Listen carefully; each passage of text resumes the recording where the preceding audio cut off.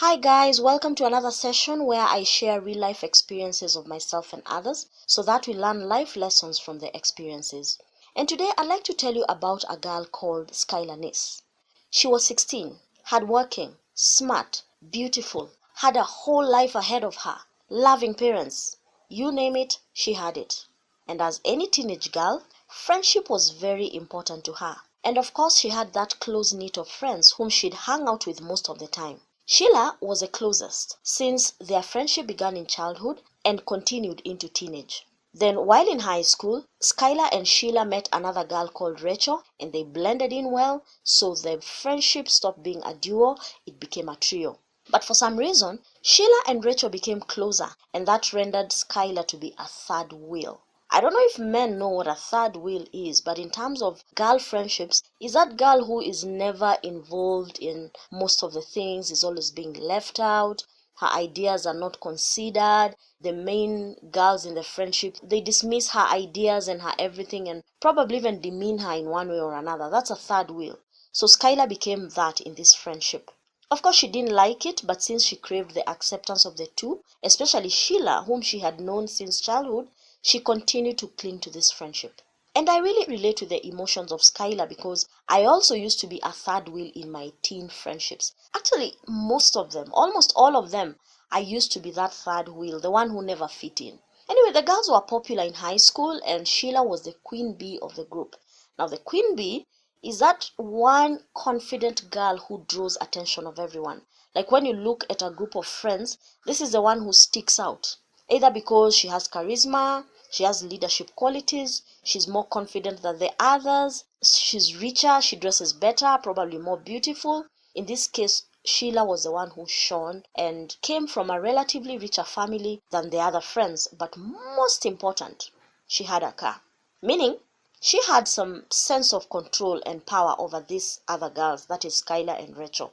Because she could dictate, she had the ability to dictate where they would hang out, at what time they would hang out together, and because she was their mode of transport, she'd also be the one to, give them rides from school to home and so on.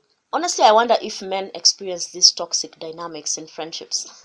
Where you value friendships so much that you don't mind hanging out around people who don't like you because you really want to be identified with them anyway. Before long, Rachel and Skylar began fighting for Sheila's attention because, Sheila is a queen bee. For example, when they would be going out, Skylar and Rachel would argue over who would sit at the front next to Sheila, the driver and the owner of the car. And somehow Rachel would win, leaving Skylar to sit at the back, of course not happy. Also, when the three would hang out, Sheila and Rachel would display a closer relationship, leaving Skylar to feel out of place. I tell you, I totally get it because I've been in these situations for so long before I realize I don't have to hang out with such people. Anyway, so one day, Skylar comes home at night after her evening shift at a fast food outlet where she used to work. Then she headed to her bedroom to sleep. The following day, the morning started off normal until early afternoon when Dad came home, I guess from his work shift, and then noticed that the door on Skylar's bedroom was closed. At this point, he assumed that maybe Skylar was unwell, so she didn't leave the house. In concern, he headed to her room to check up on her.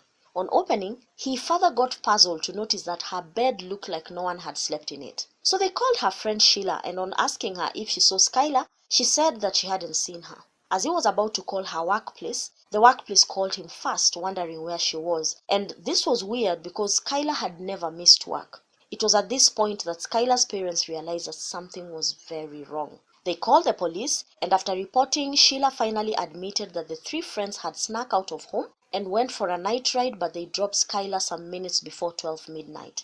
At this point, an official search for Skylar began, and of course the first place to check is a surveillance camera in the neighborhood. They watched a footage that captured Skylar sneaking out of the house at midnight, and she is seen entering a car which soon disappears into the night. At this point, everyone assumed that after Sheila dropped Skylar home, the way they had said, someone else must have come along to pick her. What consoled her parents is that the CCTV footage showed that she went to the car willingly, meaning she must have been with a friend, and that made them feel that, hopefully, she's safe. The cops commenced their investigation by tracking her friends' phones just to confirm that their account of the night events were in order. Unfortunately, they learned that the friends were lying. Here they were claiming that they had gone to one side of town, say they claimed that they were on Mombasa Road, but their cell phone ping was indicating that they were along Gong Road on the night Skylar disappeared. This caused the cops to scrutinize the girls some more, as they assumed that the girls knew where Skylar was, but were trying to keep it a secret as per Skylar's request. Maybe she was with a boyfriend or something like that, and she had requested her friends not to tell anyone because she doesn't want to be reprimanded by the parents. But when the police gave that theory to the parents, they adamantly insisted that their daughter was not like that. Before long, info spread within the community that the girls were hiding information, and as a result, they began to ostracize them. For example, Rachel, who was a theater actress, would get booed during performances, and this, together with other forms of bullying from the community, resulted her to getting a nervous breakdown. At this point, her mom took her to a psychiatric hospital, but to date, no one knows what went on inside the hospital walls. What is known is that immediately she was discharged, she was driven direct to the police station. And while seated in the interrogation room in front of the police, Rachel quietly admitted that together with Sheila, they had stabbed Skylar to death. The police were shocked, to say the least. But more shocking was her response when they asked her why they had killed their friend. She quietly responded that they didn't like her. Can you imagine? That if someone asks you, why did you kill someone, and you say, I didn't like them. Gosh. How do you kill someone because you don't like them? Me, I don't get that. Why not just end the friendship? Anyway. On being asked what happened that night, Rachel explained that they called Skylar and invited her for a night drive. Skylar sneaked out of her room and joined her friends who had come to pick her at around 12 midnight. Then they drove off to a far place, and when they got to a deserted area, they suggested an outdoor hangout. While seated outside, they sent Skylar to go pick something from the car, and while her back was facing them, one of them counted 1, 2, 3. Then they ran after her, tackled her to the ground, and stabbed her to death. After that, they buried her in a shallow grave and covered her lifeless body with branches. This is one of the most shocking stories I've ever had, to be honest. I mean, how do you kill your friend? Was it jealousy? Was it pure hate? I don't get it. But the creepy bit about all this is that one time, these three friends played a very strange game. Sheila began asking the girls, and she recorded it, it's on record, how would you like to die? As Skylar replied that she preferred a bullet in the head, she was not aware that her friends had already sealed her fate. That's such a creepy game. Anyway, all I know is we need to keep away from people who don't like us. And the signs are always there when someone doesn't like us. But sometimes we are so desperate to associate with some people, either due to status, wealth, or popularity, that we don't care if they like us or not. Here are some of the signs, and you might be in this situation. So listen to these signs very carefully. These are just some of them. People who don't like you will cut you off from conversations. This, I mean, they will discuss stuff that you can't contribute to. Like, for example, maybe you're three friends and two of them went to the same high school. They can easily start discussing the high school experience. Or these two friends are cutting you off. Maybe you're standing with two or three friends and they want to just cut you off. They can easily start discussing a movie which they are sure you never watched, so that for like 30 minutes you'll not have anything to contribute. So that's one way of knowing people who don't want your company. Stay away from them. Walk. In fact, that is the time to just stand up and walk away from them. Another way you'll know that your friends have a problem with you is when they dismiss your contribution to the conversation. They say something and they treat it like it's a huge discovery or a huge announcement, but you, when you chip in, they'll just brush you off like yeah, or even they won't even comment to that. Another way you know that your friends don't like you or your friends have a problem with you is when they demean you or outrightly ignore you. Demeaning you, I mean, like girls, women will like doing that, and me, it took me many years to realize that it was a problem. Like, do you have a friend who, when you know you're about to meet them, you know they'll criticize you? They'll criticize something about you. Maybe all day someone has been telling you, by the way, I love your dress, you're looking really nice. But you know, the moment you meet this lady, she'll either tell you, umenaona, or akiyo nywele yako si uende salon. Like, you know, and I'm not saying it's not okay to be criticized how you look, but there's that one toxic person who will always criticize. They'll never come up to you. Like, the whole day people have been telling you look nice, but the moment you know I'm going to meet friend X, you can almost script what she's going to say. Either manze yo nywele jo, so you do something about it, or Imagine trousers don't look good on you. Start doing skirts. And the day you'll change to skirts, she'll find something else to say. That is how you know that is a toxic friend. Because that is a sign of someone who demeans you. And that's a very clear sign of a toxic friend. Bottom line, don't force yourself to a company that treats you badly.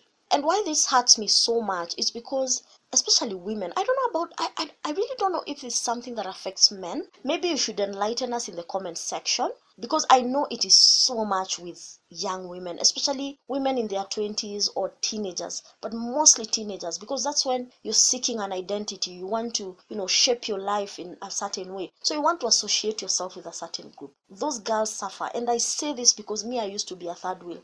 Me, I always used to hang out with toxic people. I don't know if I'm the one who used to be drawn towards them, or they used to become toxic when I get into their circle.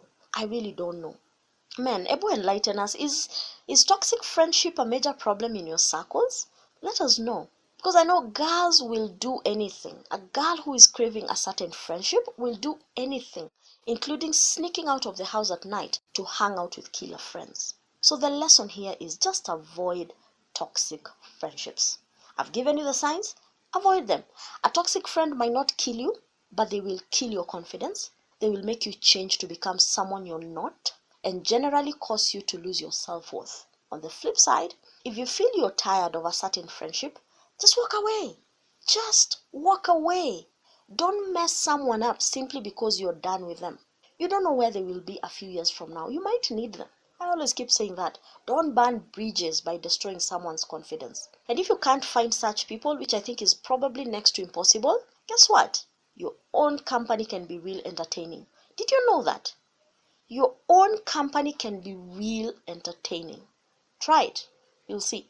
Bottom line, don't force yourself to a company that treats you badly. Skylar saw the signs but never walked away. And by no means am I blaming her for her death. My point is, it's not worth it to hang out with people who don't like you or appreciate you. Personally, I've gotten to that point in life where I will walk into a room of people, look around, and only approach the group that seems to be happy to see me. If no one seems to appreciate me, I'm okay sitting alone. As for parents, please advise your teenagers, daughters, sons, advise them to hang out with people who are positive. They should avoid people who don't like them. I repeat, the signs are always there. Hope this helps. Remember to subscribe to my channel and click on the bell to make sure that you don't miss any of my videos. I'm Faith. Take care.